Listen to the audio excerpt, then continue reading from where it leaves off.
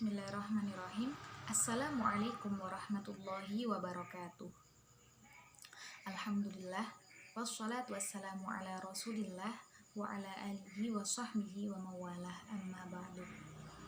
Kepada yang terhormat Ibu Zulfa Ismawati selaku dosen pengampu mata kuliah Pendidikan Kewarganegaraan, dan juga kepada teman-teman kelas Ilmu Hadis 1A yang insyaallah berbahagia. Di sini kami dari kelompok 5 akan mempresentasikan tentang makalah kami yang berjudul Demokrasi. Untuk mempersingkat waktu, kepada pemateri yang pertama dipersilahkan. Assalamualaikum warahmatullahi wabarakatuh. Terima kasih pada moderator. Lanjut. Baik, kali ini saya akan menjelaskan tentang makna dan hakikat demokrasi, kemudian demokrasi sebagai pandangan hidup. Yang pertama, makna dan hakikat demokrasi.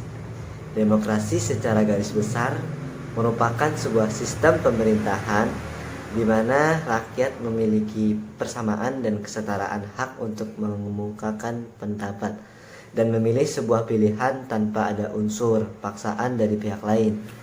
Makna demokrasi pada dasarnya sangat luas, mengingat arti dari demokrasi sendiri adalah sebuah sistem pemerintahan yang mengatur tatanan sebuah negara yang menyangkut pemerintahan dan rakyat. Lanjut, menurut bahasanya etimologis, pengertian terdiri dari dua kata, yakni demos dan krator. Demos berarti rakyat dan kratos berarti kekuasaan. Jadi dapat disimpulkan bahwa pengertian demokrasi menurut bahasanya adalah kekuasaan ada di tangan rakyat. Lanjut ke hakikat demokrasi.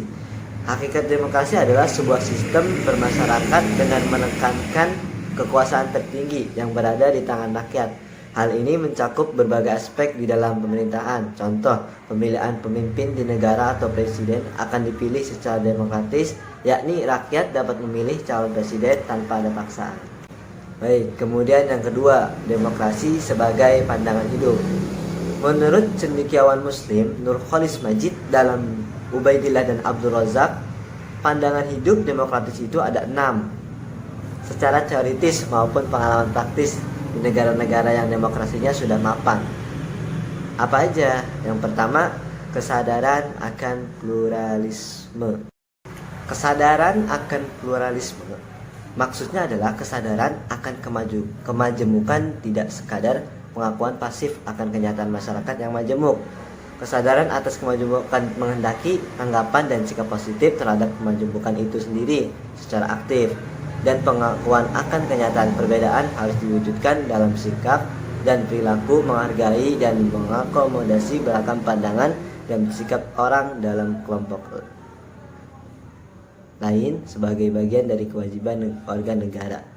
Yang kedua, musyawarah. Makna dan semangat musyawarah ialah mengharuskan adanya keinsafan dan kedewasaan warga negara untuk secara tulus menerima dan kemungkinan untuk melakukan negosiasi dan kompromi sosial dan politik secara damai dan bebas dalam sadar keputusan bersama.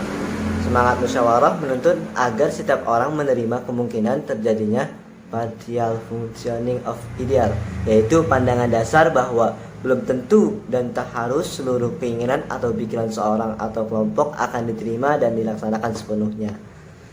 Lanjut ke yang ketiga, yaitu cara haruslah sejalan dengan tujuan.